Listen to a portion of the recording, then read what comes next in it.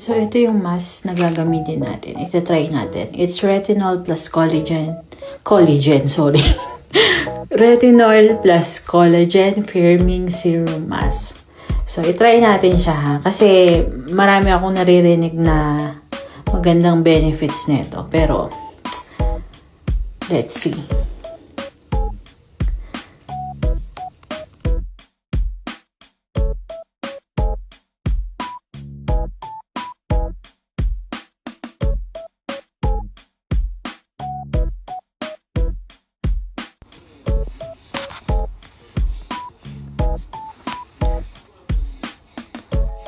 Tingnan na natin guys kung anong itsura ng skin natin after this mask.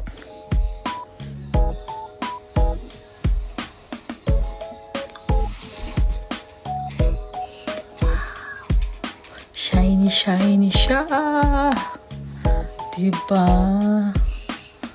Oh, wala akong makeup dyan. Pasensya na kayo, may mga tigyawat tayo today. Kasi nag-period tayo eh. Diba?